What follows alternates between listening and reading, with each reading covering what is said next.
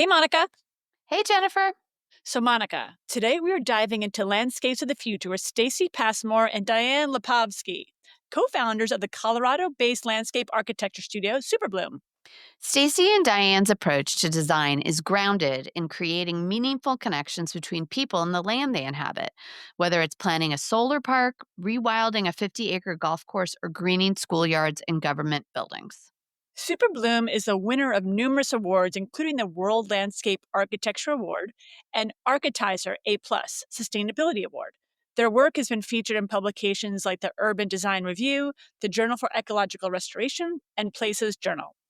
We loved catching up with Stacy and Diane to chat all about the state of landscape architecture, the importance of community engagement and education, and how they're crafting a vision of what a truly biophilic future could look like. So let's get to our conversation with Stacy and Diane of Superbloom. Hey, Diane, Stacy, we're so thankful that you're both here today for Biophilic Solutions podcast. Thank you for joining us. Yeah, thank you for having us. Yeah, thank you guys. Excited to meet you. Yeah, no, we're thrilled. Jen and I talk a lot about, obviously, nature, as it's the Biophilic podcast, but really interested in your work. I am also really interested in how you met, because as I was going through your bios, I noticed there was a commonality of Harvard, but also one of you went to SC Cinematic School. So I'm really kind of curious how that all came together. But urban planning, graphic design, film, travel, art. So how did you guys get to landscape architecture and find each other? Yeah. Stace, do you want to start? Go for it. Well, I went to USC Film School for undergrad, and I, after college, was working at USC and really got interested in volunteering with tree people in LA, and they do a lot of low income or kind of concrete jungle tree plantings in schools and neighborhoods. And I started going to the architecture school lectures, and sort of through that I found landscape architecture.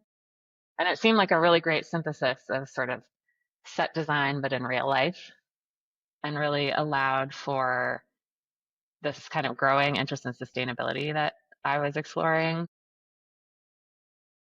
I don't know if you want Stacy to jump in with her undergrad. Yeah, I guess my family background, people in my family have always like worked with the land. And so that was always kind of a part of my background. But I grew up in Dallas, which is a very big city, very car oriented and all those things. So I was kind of obsessed with utopian design and kind of thinking about like ideal ways of living, and explored that a little bit. But yeah, I moved to New York City for undergrad and went to NYU. That's great. Studied the city. Yeah, no, totally. So the firm, how long have you guys been together? We opened doors January 1, 2021. Okay, so in the middle of it all. Yeah.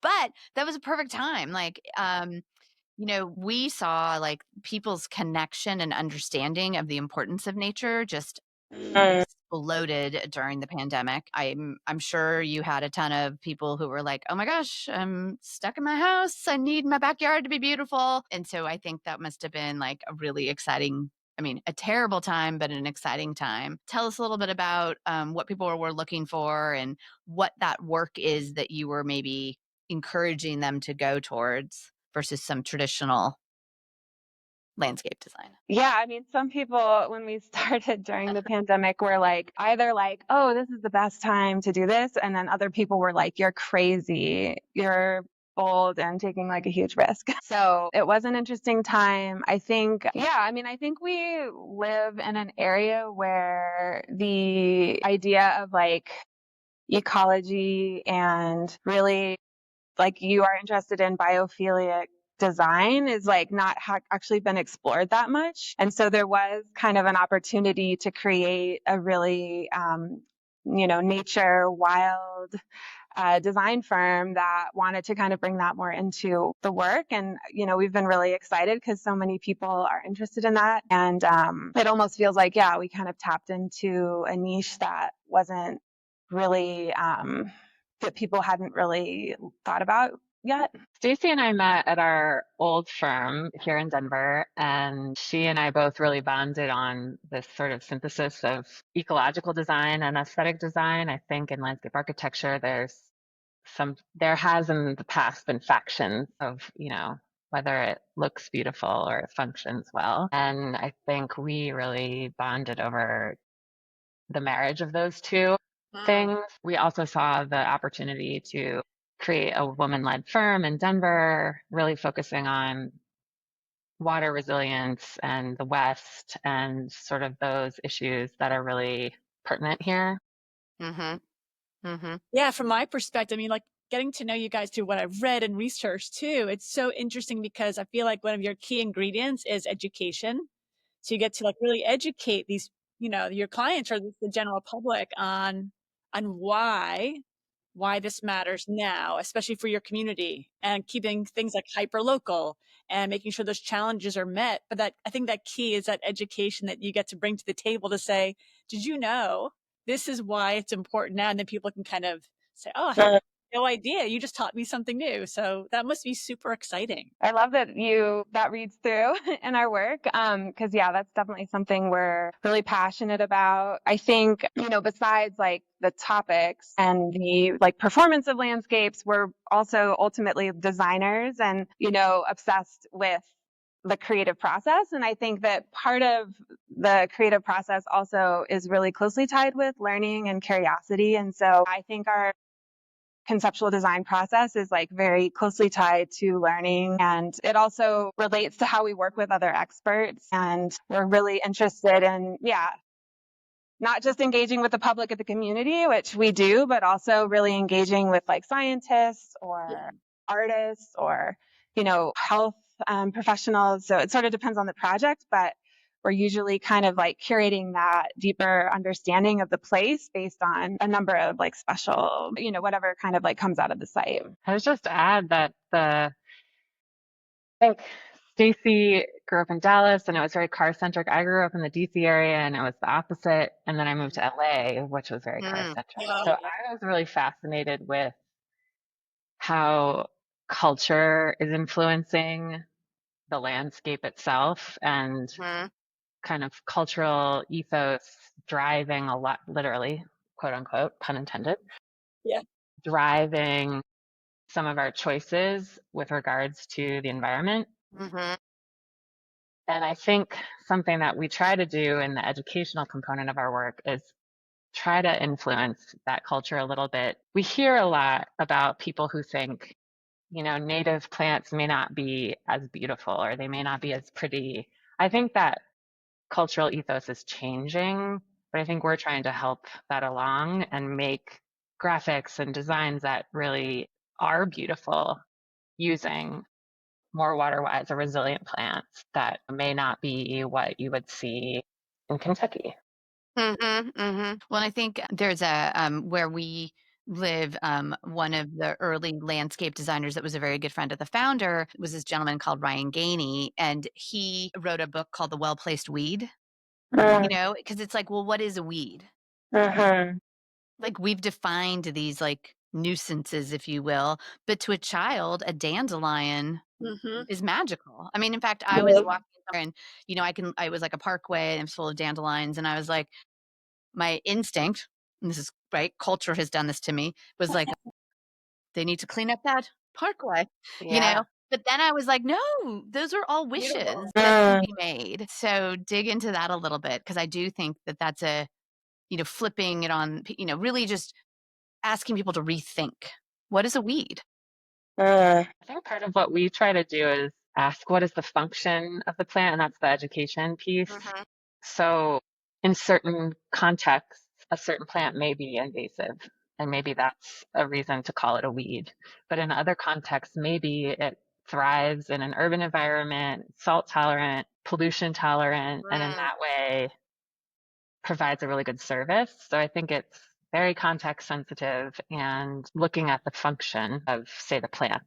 I think too, we're really interested in the future of nature, which, as you know, there's like no place on earth that has not been touched by humans, and landscapes are dynamic and constantly changing because of all these influences. So the idea of something that is pure or untouched, that doesn't have dandelions or weeds, is kind of unrealistic. And so I think we're just interested in, even like the name Superbloom, Yeah. why we chose that name was how we think about ourselves as designers, kind of laying the groundwork for that. So creating the conditions that can be successful, or that can kind of set these processes in motion, rather than saying like, oh, we have to have this like lawn that looks this way all the time with no dandelions or whatever. The idea of like a fixed landscape is honestly not super possible. So I think we are interested in learning more about how landscapes change, and then how we as designers can really like create frameworks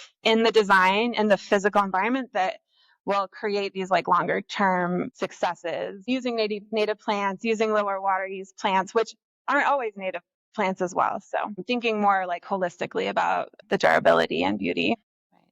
I think that also ties into all your work about climate, right? So I think about like how do we do the work we need to do, but also make sure people understand that climate, not just climate change, but like the changes in our climate are really profound, and especially like in your community. I mean, it's really changing rapidly, or so it seems like as an outsider looking into like the Colorado region. It just seems like it's changing just as quickly as other regions just seem to like, wow, what's happening? So how do you then implement and balance that aesthetic beauty with climate resilience, with the work that you're doing with plants or with water, or the sustainability aspect of the fixtures or the pieces that you're using? I mean, I know it's a lot, but I'm curious how you implement all of that into your community. That's a good question. I think one project that we're working on is actually the city and county building here in Denver, which faces the state capitol building.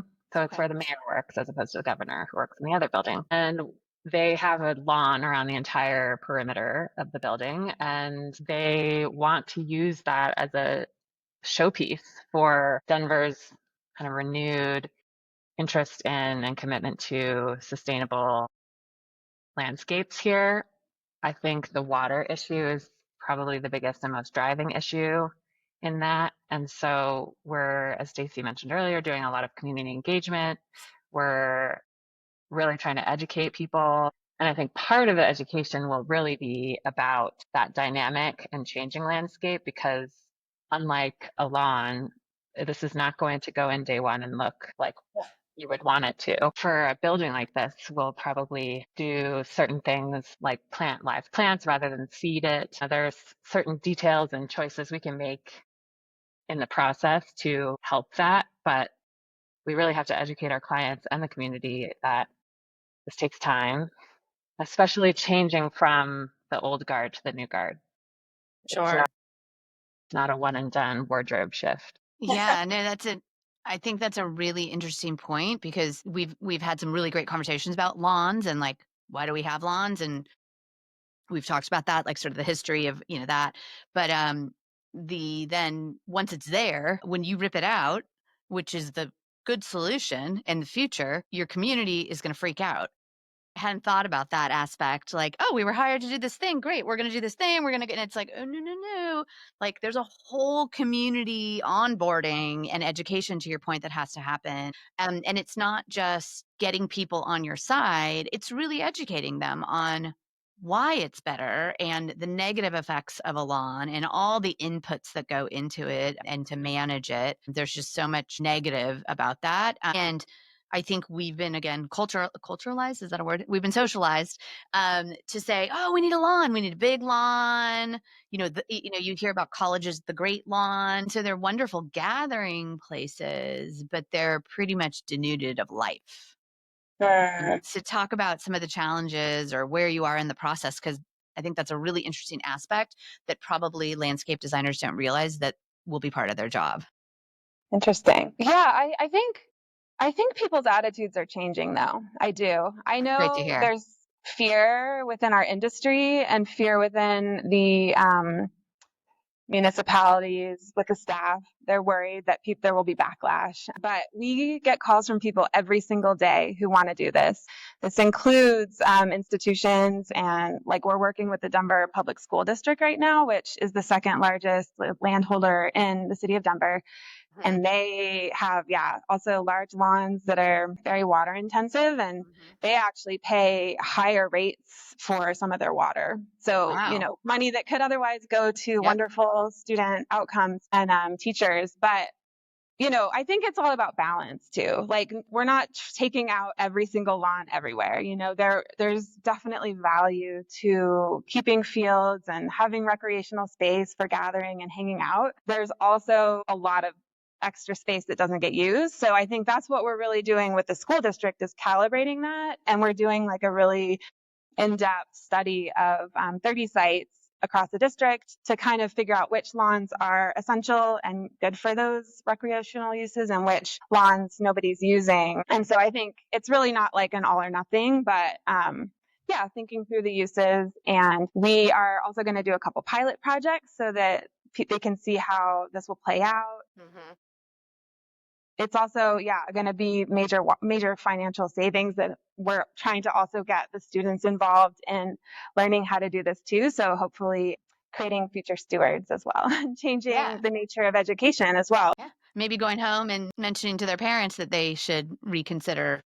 Yeah. We're working on a park in Inglewood, and that is 3 acres of all turf. And a lot of the area is a dual function of a detention pond and a soccer field. But the remaining, let's say acre and a quarter, has a playground and a lot of lawn. And I think there was a lot of, as Stacy said, trepidation about changing it. But one of the biggest, I think, factors for the community buying in, which they did, was our work on researching and providing data of what we anticipate the water savings would be, because I think people really feel, even though it's not their own home, they feel like their tax money is going to paying for the water in the park. And so seeing the data in presentations and talking about how adding pollinators to this park will actually enhance their own kind of garden operations. They want to grow fruits and vegetables and things like that. And I think trying to give them, like Stacey said, that holistic view and saying we're not taking away all of the lawn. A park has a lot of reasons to have some lawn. And there's been a lot of work done, especially out here, on finding better cultivars that are more drought tolerant and more resistant to the native soils or the native kind of climate out here. But there are certainly reasons to have lawn, and sort of working with people where they are, I think, helps them.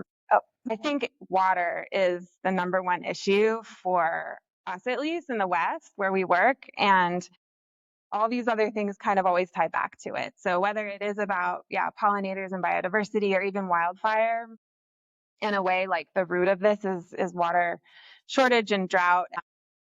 It's kind of the biggest topic that we engage with. Like, we're also working on a former golf course in Idaho, and that project also was kind of weirdly driven by water, because they were also watering the lawn across this enormous acreage, something like 50 acres. And it really catalyzed the community. We really went through like a huge community engagement process to find out with the community, like, what did they want to do with this incredible asset? And it actually led to the community asking for a major river restoration project. So, like, one of the other benefits that's coming out of that project is going to be about 10 acres of this like restored riparian area that will actually connect to the creek and all this other stuff. So it does seem like water is a theme that is tied through like all of our projects.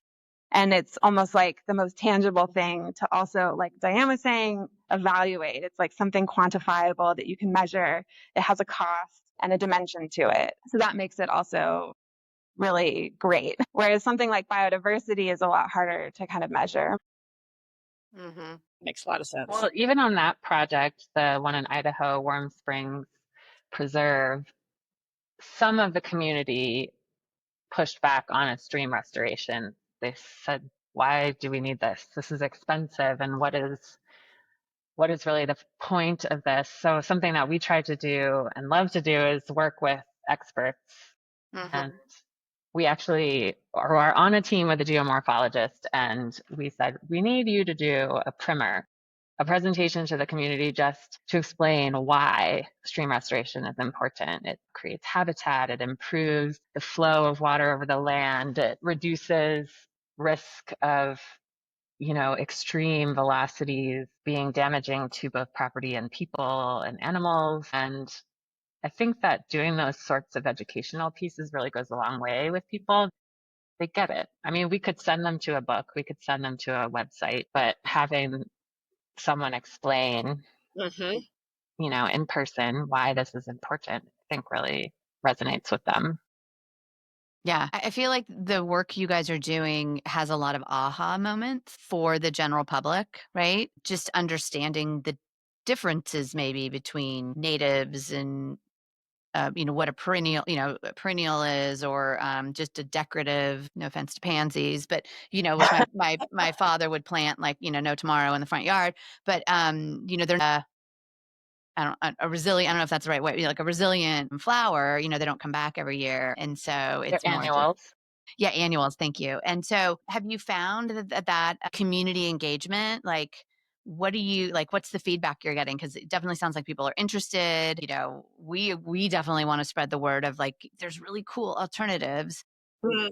But did people come around in Warm Springs Preserve in Idaho, or is that a completed project? It's gonna be, yeah, you go for it. The project is out to bid, which is amazing.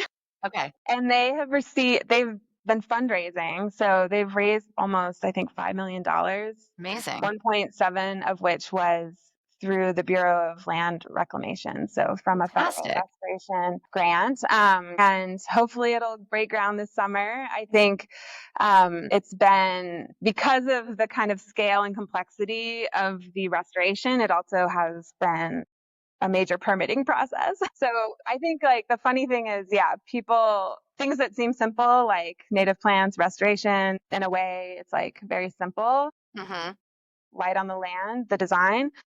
These things are also very complicated from a technical side. So yeah, the community is super excited. I think they are like, when is it going to start? That's great. It has taken, an extra year, or just like it would take a year, which it did, to get the permits and all of that. But we're hopeful that it will break ground this summer. Right. When you're working with cities, this sounds like it was more of a private project, but like in Colorado at the Capitol, are you finding? I feel like Colorado is a more forward-thinking state, but do you find that sometimes the municipalities are very siloed, where like the Parks District or the public schools or in the water, where water's going, they want to put it in pipes underground. They're not talking to each other, and they really should be brought together. Are you finding? I would say here they are talking to each other. And because of the amazing water rules that have come down from the state, everyone is having to approach that in a similar way. So the state Senate passed a bill to restrict non-essential turf in public and commercial landscapes. So actually, we're working right now with the city planning department. We're also working with the parks department. We're also working with school district. And there's similar projects, which are all about native planting, essentially, in different ways, or creating policies with planning, actually building the landscapes with parks, and then school district is obviously related to their facilities. But everyone's working on the same thing. They have different angles on it, but there are like working groups where everybody comes together, also with like Denver Water, with other nonprofit environmental groups.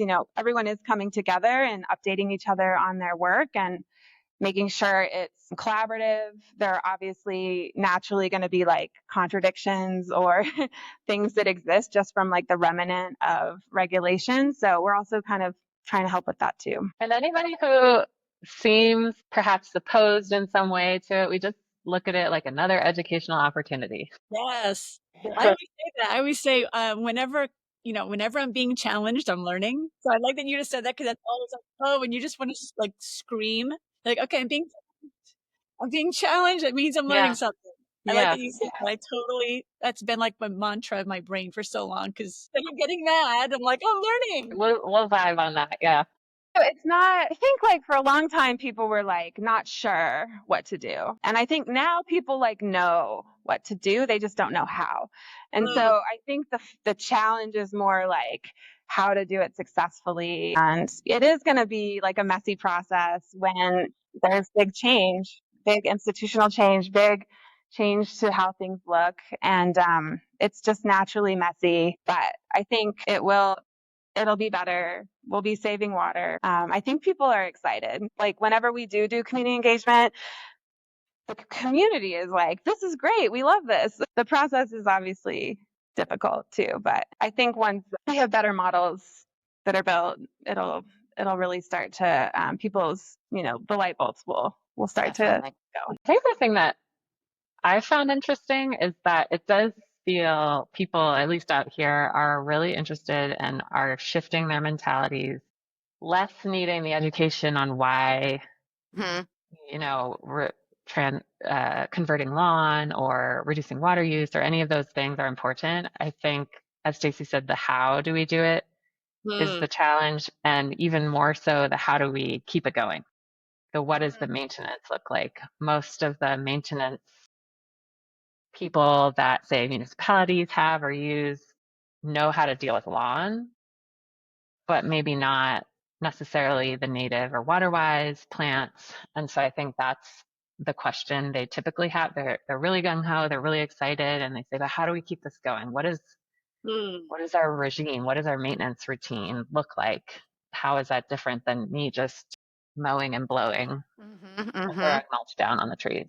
Yeah. I guess people have actually asked us if we would open like a installation and maintenance arm of our business because of that. But I don't know. Yeah. I think we're more interested in design. Maybe you can't answer this because of what you just said, but I'm curious if you had a project that you turned out like in a way that you weren't expecting that was like really exciting or different or unique, or just a project that you just fell in love with from the get-go. I don't know. Do you have like a favorite one, maybe separately or together, that you really loved how it turned out and it just kind of came together in a way maybe you weren't expecting? Oh.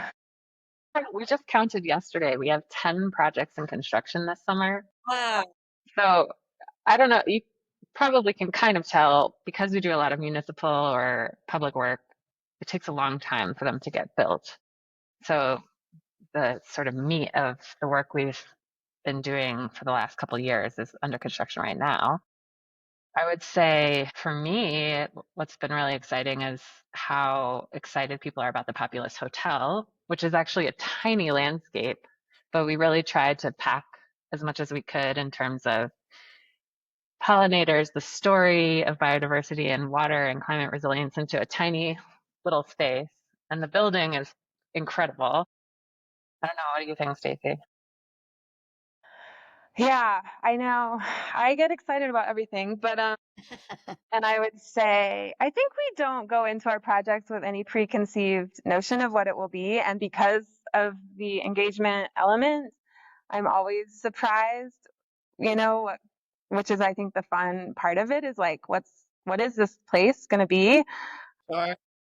I think there are two projects right now that are really interesting. Well, one of them, it's not finished yet, so we don't know what's going to happen, but it's the Ludlow tent colony site, which is the historic site of a massacre involving labor rights. And so that's definitely a project we started with absolutely zero expectations, like 100% learning about the history and about the site and about the community, but bringing like our design process and our engagement and facilitation kind of skills.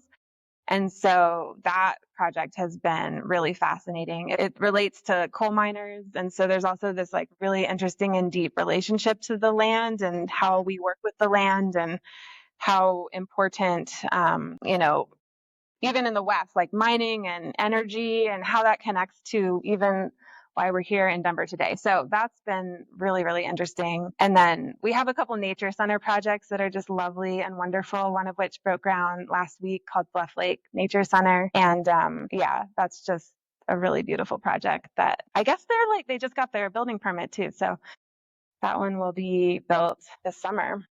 Mm. Do One of the you 10. Yeah, one of the 10, that's great. It sounds like there might be a book in your future, to capture all of these wonderful projects. Yeah. You're right. We make books for every project that we do. Okay, you do? Yeah. I don't know. It's a good question. I guess having written articles before and knowing how much work it takes, a whole book, I don't know. Myself, maybe Diane has it in her. Sort of, really intrigued by early on, Diane, you said something about, taking set design, the concept into sort of the landscape. Talk a little bit more about that because I think that's an interesting, like, connect or dot, dot, dot connection, Mm, of creating an an experience, and it's emotive, and it's we were talking about awe, Jen and I earlier, talk a mm, little bit about how that influences your work, because I think that's an interesting way to think about what you're yeah. doing in these places. I I think the set design aspect or even just the cinematic aspect Mhm. is something that I just kind of do innately now, I guess. But I do think about it in terms of, someone's walking through and sort of the shots, the frame by frame, I sort of imagine in my head.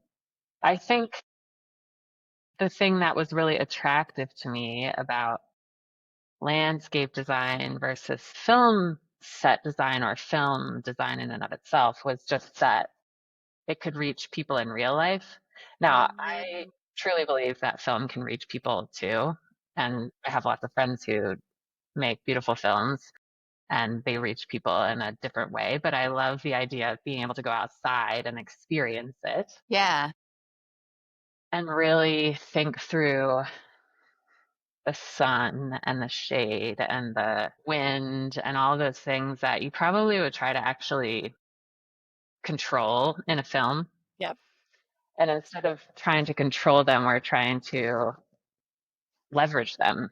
How can we make a place be exciting and, have options for being out in the sun or feeling cooling shade in the middle of the summer here, where the shade will give you like a 15-degree difference. And yeah, it's like a choreography almost.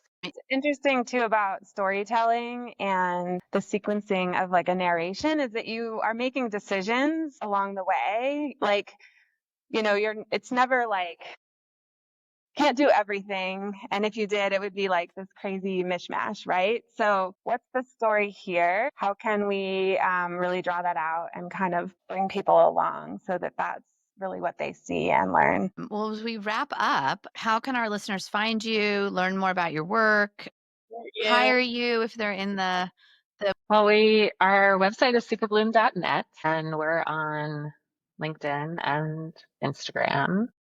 You can DM us or email us or call us. Yeah, our email is hello@superbloom.net. And yeah, we're working across the Rocky Mountains, really the Intermountain West. We also have projects in California and Texas. Yeah. Thank you so much for your time, your generous time, and all that you shared and all the work that you do. It's so important. And again, I think that educational tool is just helps everyone see more clearly of like why your work is so important and why it matters today. So, Yeah, and we'll yeah. be Yeah. following you. Thank Thanks. you. Likewise. Thank you guys. Jen, I thought that conversation was really interesting. My biggest takeaway from digging into their work and then talking to them is that community engagement aspect is so important. And able to move the work forward, you really have to get out there and understand what the people want. Ugh, I couldn't agree more. And I feel like it really comes through in their work. It seems like broadly, people know that native plants and pollinators are better for the environment. But there's a huge education gap in how we actually plant, care for, and maintain these type of landscaping. They're so smart for recognizing that, and I really respect how they've built education into their business. Absolutely. And I also really liked what Stacy said, how there's a shift happening in the world of landscape architecture from the old guard to the new guard, and that's naturally going to create some tension and might be a little bit messy, but ultimately it's a good thing. We love messy, right? Of Okay. course we And we do. talk and we do talk about that a lot, So don't let the perfect be the enemy of the good. Exactly. Okay, before we wrap up, I also want to touch on the cultural aspect that Diane and Stacy both touched on. We talk about landscape architecture. It is so tied to place, and what may work out in the Western US isn't going to work in the South or even in the Northeast. It brings me back to the importance of our local solutions, which is something we've talked about all season. Yeah, I do really love that. And when I think about, what a biophilic landscape of the future might be, it's important to remember, to your point, what works in Colorado is going to be different in rural Georgia. And what works in rural Georgia probably looks different than even Atlanta. So there are many solutions out there, and we really, really have to look to our neighborhoods to find the right one. Absolutely. And I don't make that point to overwhelm people. It's actually the opposite. It's just a reminder to tune into our local environment and research the biophilic solutions that make sense for you. Yep, I love it. All right. Talk to you later, Jen. Bye, Monica.